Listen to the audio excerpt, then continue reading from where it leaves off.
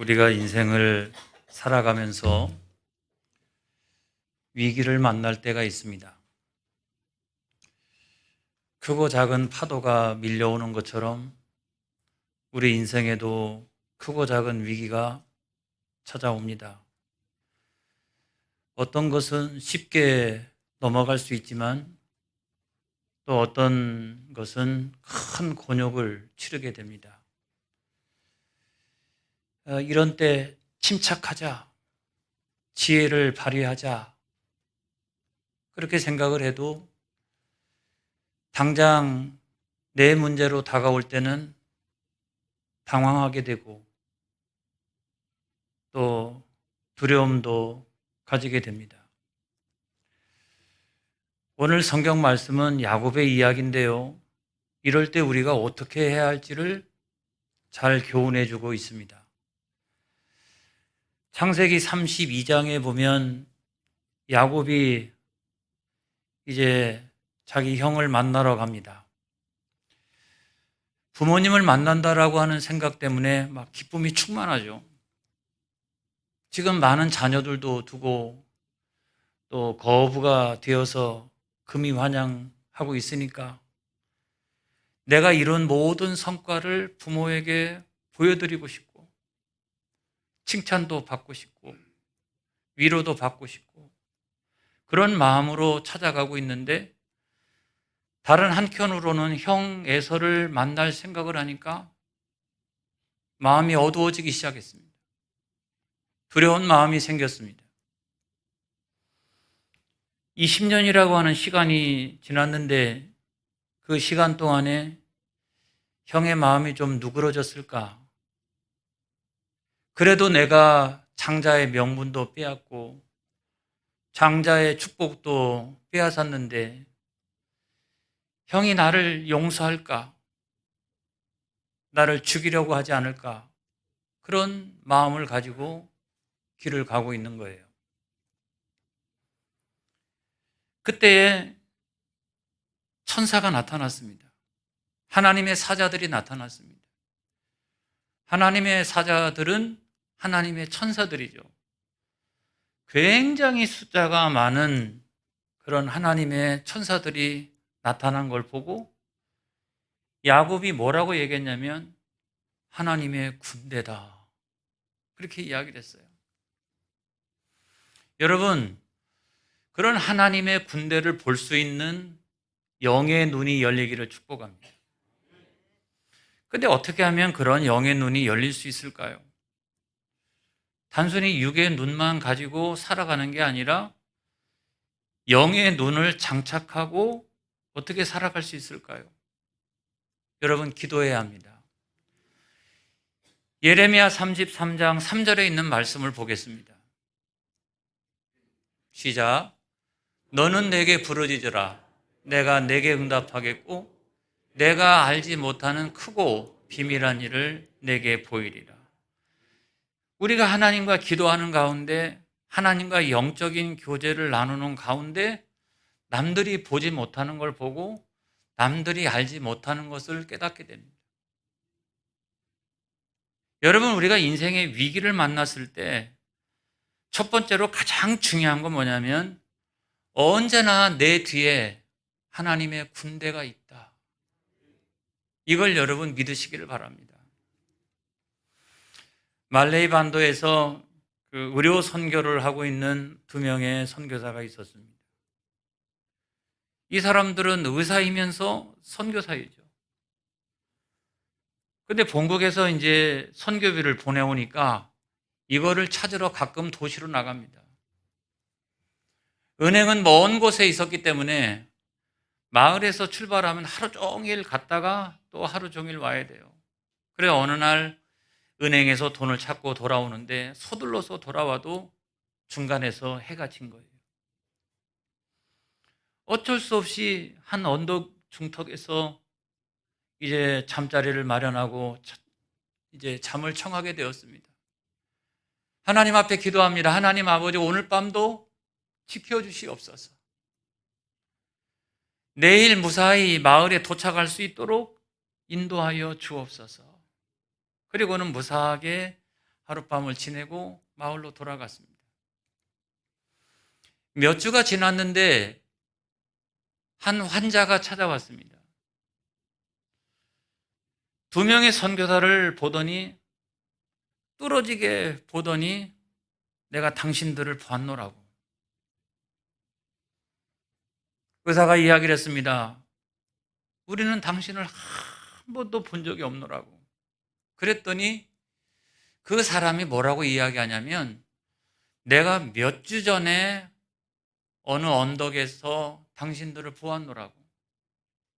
잠들어 있는 당신들을 보았노라고. 우리는 당신들이 은행에서 돈을 찾는 그 순간부터 계속해서 당신들을 쫓아왔노라고. 저녁이 되면 당신들을 위협해가지고 돈을 빼앗아 갈 생각을 가지고 당신들을 계속해서 쫓아왔노라고. 저녁이 되어서 이제 그 2명의 선교사가 잠을 자고 있는데 옳다, 이때 얼른 돈을 빼앗으면 좋겠다라고 생각해서 막 접근하는데 그 앞에 엄청난 무리가 나타났습니다. 그 가운데 15명은 아주 시퍼런 칼을 들고 있는 거예요. 너무너무나 무서워가지고 접근할 수가 없었어요.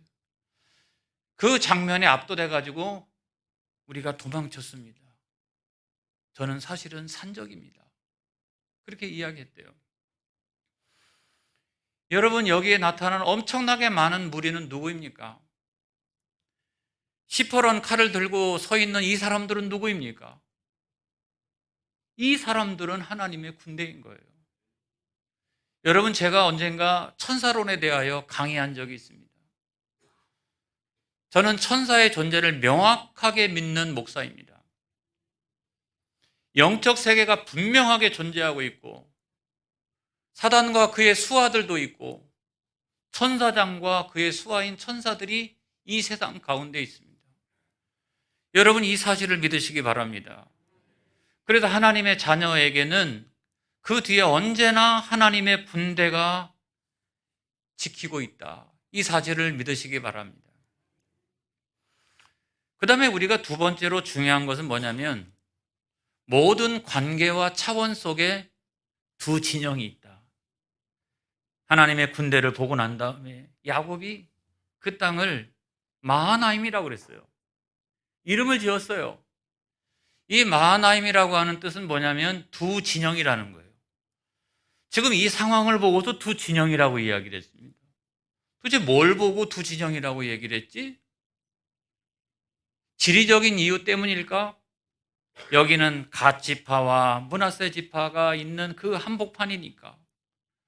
또는 내가 지금 방금 지나쳐온 미스바와 또 앞으로 도착할 야복강 그 사이에 있는 지역이니까 그 지리적인 이유 때문에 두 진영이라고 이야기를 했을까?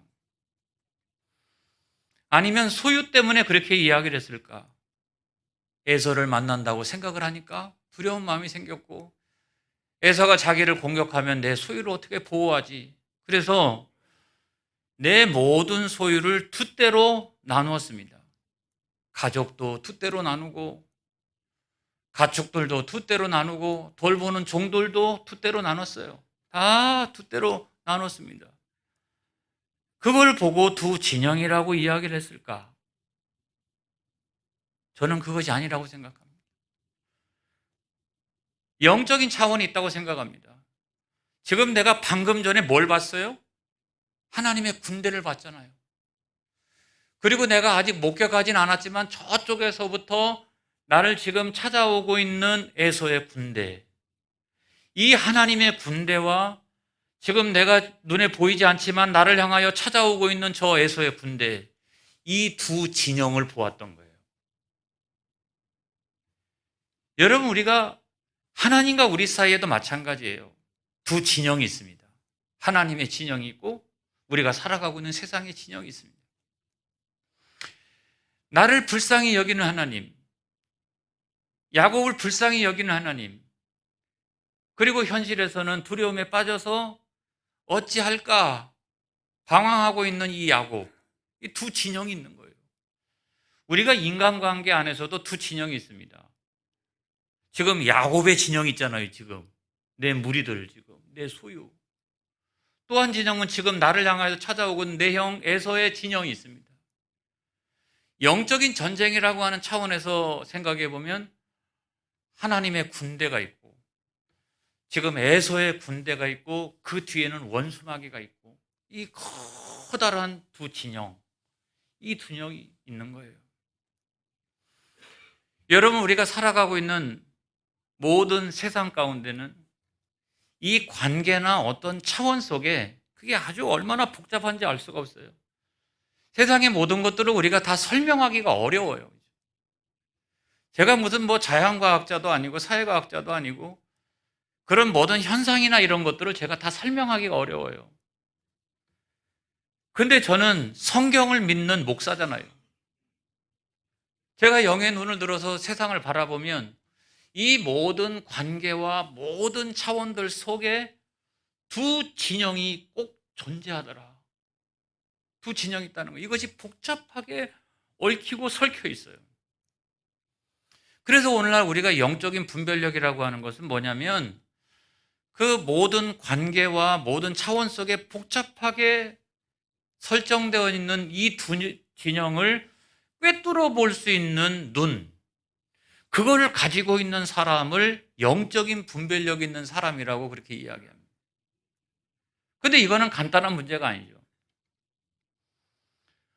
어떤 경우는 잘 보일 때도 있고, 또 어떤 경우에는 잘 안 보일 때도 있고, 어떤 경우는 잘 이해가 될 때도 있고, 어떤 경우는 열심히 기도하는데도 불구하고 도무지 모르겠다, 이런 경우도 여러분 있는 거예요. 그래서 그 두 차원을 가장 잘 설명하고 있는 성경의 말씀이 뭐냐면 저는 열왕기하 6장이라고 생각합니다.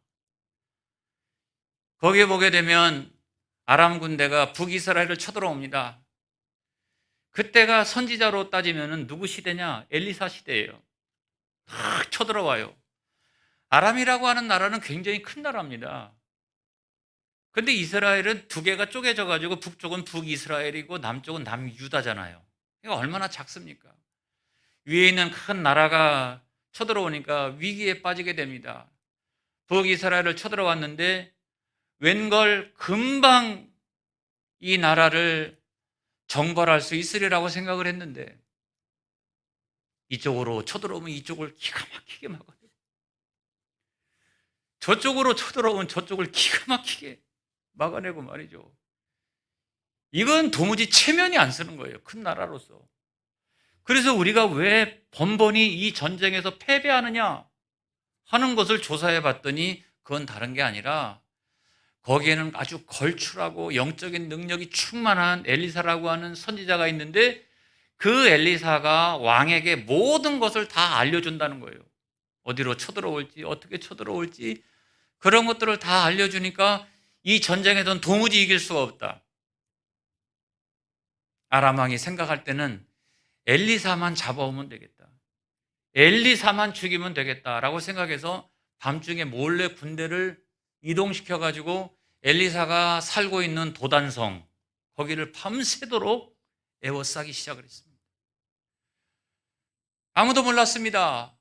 아침이 돼가지고 사환이 일어나가지고 성 위에서 앞을 딱 보니까 완전히 조그만 이 도단성을 아람의 군대가 완전히 에워싸고 있는 거예요. 그때 뭐라고 얘기합니까? 내 주여 어찌하면 좋습니까?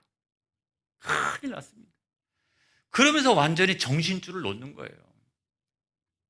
엘리사한테 가가지고 이야기했더니 엘리사가 뭐라고 얘기합니까?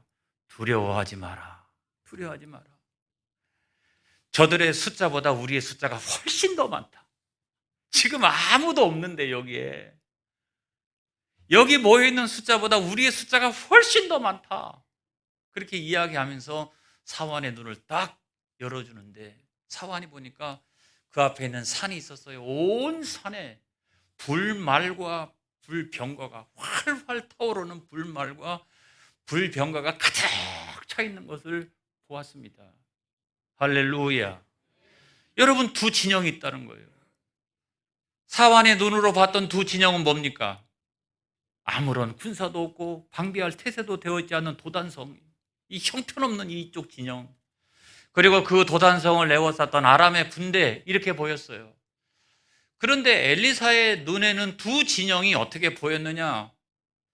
여기에 많은 숫자의 아람의 군대가 있지만 그 뒤로 이 산에 엄청난 불말과 불병거, 비교할 수 없이 더 훨씬 많은 하나님의 군대가 보였다는 거예요. 우리가 현상으로 보면 이 엘리사가 보았던 두 진영이 안 보입니다. 그러나 본질로 보면 엘리사가 보았던 것이 영적인 세계에서 일어나는 진짜의 일들이잖아요. 여러분, 결과는 어떻게 되었습니까? 엘리사가 저들의 눈을 다 멀게 해서 그들을 북이스라엘의 도성이었던 사마리아까지 끌고 갑니다. 우리는 이제 꼼짝없이 다 죽었다, 그렇게 생각하고 있는데 눈을 열어주고 그 다음에 먹을 것과 마실 물을 다 제공해주고 너희들은 이제 너희 나라로 돌아가도 좋다 그러니까 그들이요 너무나 감격해가지고 다시는 우리가 이 기적적인 현상을 경험하고 난 다음에 쳐들어올 마음이 생기겠어요? 다 눈이 안 보이잖아요. 이런 현상을 경험하고 난 다음에 저들은 다시는 쳐들어올 생각을 하지 않았다는 거예요. 여러분, 이와 같이 모든 관계와 모든 측면 가운데 어떤 두 진영이 복잡하게 설정되어 있다고 하는 사실을 볼 수 있는 그 영적인 분별력이 있기를 주의 이름으로 축원합니다. 할렐루야. 그런 분별력이 있어야 되는 거예요. 세 번째로 중요한 것은 뭐냐면, 그래서 세상은 위험하다. 이게 어떤 때는 보이는데 또 성령으로 충만하지 아니하면 또 안 보이고, 어떤 때는 잘 이해하게 되는데 어떤 때는 도통 모르겠어요. 이게 왜 이런 일들이 일어났는지, 왜 이와 같은 엄청난 위기가 나에게 찾아왔는지를 모르겠어요. 그런데 어떤 때는 기가 막히게 잘 알아요. 여러분, 야곱이 지금 에서를 만나러 갑니다. 20년이라고 하는 세월이 지났어요. 근데 에서가 에돔에서부터 출발해가지고 지금 막 찾아오는데 그 기간 동안에 마음이 누그러졌을까? 아니면 여전히 장자권 그것 때문에 막 분노해가지고 만나기만 하면 잡아서 죽이리라, 이런 마음을 가지고 나를 만날까? 여러분, 확신이 안 서는 거예요. 이게 예전 같으면 잘 보였는데 지금은 안 보여요. 우리도 마찬가지예요.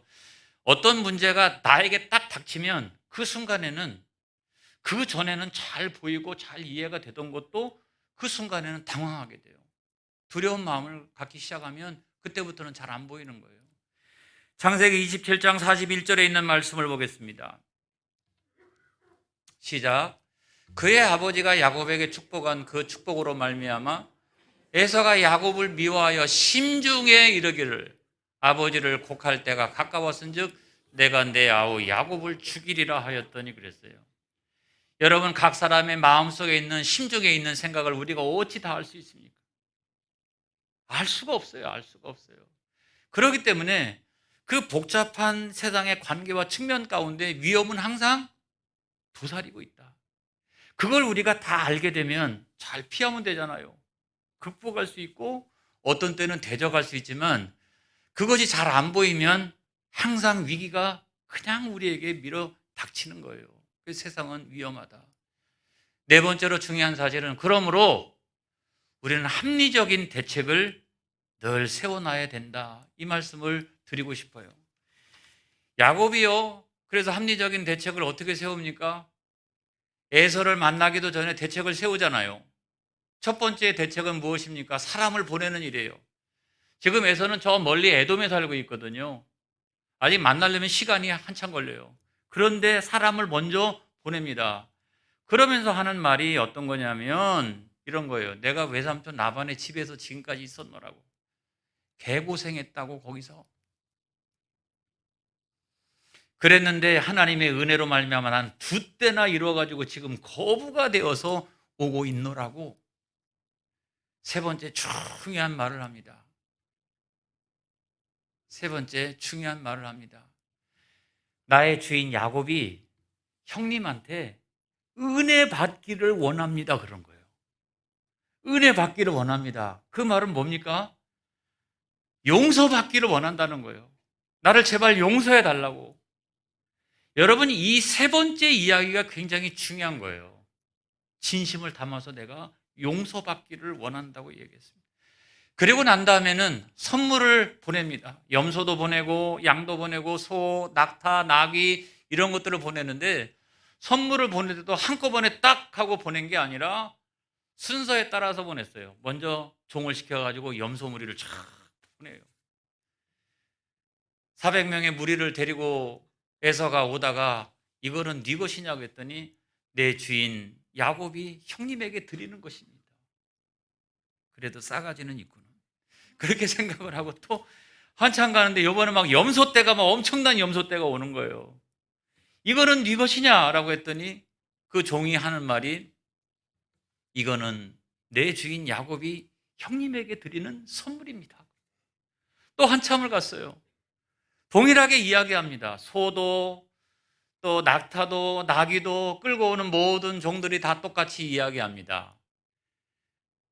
그런데 그것을 경험하면서 마음이 누그러지기 시작을 했어요. 이 물질 때문일까요? 이 가축 이것 때문일까요? 뭐 그것도 좀 있으리라는 생각도 들어요. 그렇지만 진짜로 나중에 야곱을 만나게 돼서 서로 얼싸안고 막 통곡하는 그 장면을 보게 되면 야, 이게 물질 때문이 아니구나. 이게 물질 때문이 아니구나. 가장 중요한 것은 그 용서가 나를 용서해 주세요라고 했던 그 용서가 진심을 담아서 전해졌는데 그것이 선물이라고 하는 물질을 통해서 에서에게 다가올 때마다 에서의 마음이 누그러졌다는 사실이 중요한 것입니다. 할렐루야. 그게 중요한 거예요. 저는 어떤 사람이든 다 마찬가지라고 생각합니다. 우리가 진심을 담아서 용서를 빈다면 우리는 다 언제나 이렇게 다 그걸 사랑으로 품어주고 다 이해할 수 있는 사람들이에요. 우리는 교회입니다. 우리는 하나님의 자녀입니다. 할렐루야. 우리는 세상 사람이 아닌 거예요. 그럼에도 불구하고 400명의 군대를 거느리고 오고 있는 이 에서의 마음은 처음에는 죽이려고 했던 거예요. 그렇지만 나중에는 어떻게 됐어요? 그걸 다 포용하고 얼싸안고 이해해주고 이런 사람이 됐다는 사실이에요. 그러니까 그 합리적인 계획이 통한 거죠. 할렐루야. 그런데 세상의 모든 일은 다 가변적이다. 내가 세워놨던 모든 합리적인 계획이 다 통하는 거냐? 그렇지 않다 하는 거예요. 그래서 맨 마지막에 중요한 것은 뭐냐면 위기를 만났을 때 우리가 승리하는 가장 중요한 건 뭐냐면 기도로 승리하자. 할렐루야. 모든 건 다 가변적이에요. 그럴 수도 있고 안 그럴 수도 있어요. 통할 수도 있고 안 통할 수도 있어요. 중요한 것은 기도하면 된다. 기도로 승리하자. 이것이 여러분 중요하다는 거예요. 그래서 야곱이 기도하는데요. 저는요, 창세기를 이렇게 보면서 이렇게 길게 기도한 걸 제가 처음 봐요. 그만큼 진심을 담아가지고 지금 기도하고 있다는 거잖아요. 근데 뭐라고 기도합니까? 처음에는 약속의 말씀을 의지하고 기도합니다. 헛된 정욕으로 구하는 게 아니라 약속의 말씀을 의지하고 기도하고 있어요. 창세기 32장 9절의 말씀을 보겠습니다. 시작. 야곱이 또 이르되 내 조부 아브라함의 하나님, 내 아버지 이삭의 하나님 여호와여, 주께서 전에 내게 명하시기를 내 고향 내 족속에게로 돌아가라. 내가 내게 은혜를 베풀리라 하셨나이다. 아멘. 야, 저는 야곱이요 평생 동안 베델에서 만났던 하나님, 창세기 28장 15절의 말씀을 언제나 기억하고 있었구나라고 하는 것을 깨닫게 됩니다. 내 인생을 변화시키는 것은 하나님 말씀 한 구절이면 됩니다. 하나님 말씀, 그 하나님 말씀에 사로잡히는 순간 인생은 달라지기 시작을 하는 거예요. 두 번째로는 감사 기도를 했습니다. 창세기 32장 10절에 있는 말씀입니다. 시작. 나는 주께서 주의 종에게 베푸신 모든 은총과 모든 진실하심을 조금도 감당할 수 없사오나 내가 내 지팡이만 가지고 이 요단을 건넜더니 지금은 두 때나 이루었나이다. 아멘. 하나님 너무 감사해요. 내가 여기 건널 때는 지팡이 하나밖에 없었어요. 돌아올 때는 두 때가 되었나이다. 하나님 너무 감사합니다. 그리고 세 번째로는 구체적으로 우리가 기도해야 된다. 하나님 아시죠? 하나님 내 모든 형편 다 아시죠? 여러분 구체적으로 기도해야 돼요. 구체적으로. 제가 언젠가 그거에 대한 간증도 할 수 있어요. 아주 구체적으로 기도하는 게 굉장히 중요하다 이 말씀을 드리는데 창세기 32장 11절에 있는 말씀을 보겠습니다. 시작. 내가 주께 간구하오니 내 형의 손에서 에서의 손에서 나를 건져내시옵소서. 내가 그를 두려워함은 그가 와서 나와 내 처자들을 칠까 겁이 나기 때문이니이다 그랬어요. 하나님 아버지, 나 정말 두렵습니다. 하나님 아버지 나를 건져주시옵소서. 저 에서의 손에서 나를 건져주시옵소서. 아주 구체적으로 이야기를 하고 있어요. 여러분 우리가 기도라고 하는 것은 그렇게 해야 된다. 아주 구체적으로 하나님 나는요 진짜예요. 나는 두려워요. 나 힘들어요. 겁이 나요. 하나님 나를 여기서 건져 주시옵소서. 하나님 나를 여기서 구원하여 주시옵소서.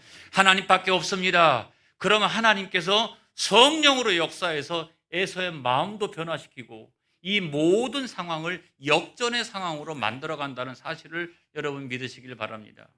인생을 살아나가면서 성도들도요 고난이 있습니다. 제가 보니까 우리 성도들도 얼마나 고난이 많은지. 주여, 어떤 성도가요 평생 이렇게 기도했어요. 주여, 내가 천국 갈 동안 무사하게 하여 주시옵소서. 고통도 하나도 없게 하여 주시옵소서. 문제도 하나도 발생하지 않게 하여 주시옵소서. 그랬더니 진짜로 큰 문제 없이 이 세상 살다가 나중에는 믿음 안에 천국 갔어요. 이건 그냥 예화예요. 진짜가 아닙니다. 근데 아무튼 천국에 갔더니 낮은 자리가 있더래요. 그래서 그 낮은 자리에 앉아 있는데 내가 어떤 자리든 어때? 그냥 천국에 들어온 것만 해도 할렐루야 감사하지. 그렇게 생각했는데 한켠에는 환한 곳이 있더랍니다. 천국 전체가 환하지만 여기는 특별히 이렇게 빛이 나는 곳이 있는 거예요. 그래서 저기는 도대체 어떤 사람들이 있는 거야? 하고서 그쪽을 향해서 가봤더니 거기 있는 사람들의 이마에는 시련을 이겨낸 영혼이라고 쓰여져 있어요. 그 시련 가운데서 하나님 앞에 영광 올려드리고 그 위기 가운데서도 늘 하나님 살아계심을 나타냈던 위대한 간증자로 살아갔던 그들의 이마에 시련을 이겨낸 영혼, 그러면서 빛이 환하게 그렇게 나고 있더랍니다. 여러분 위기를 이겨냅시다. 할렐루야. 시련을 이겨냅시다. 할렐루야. 잘 될 줄로 믿어요. 교회는 부흥할 줄로 믿어요. 할렐루야. 기도하겠습니다.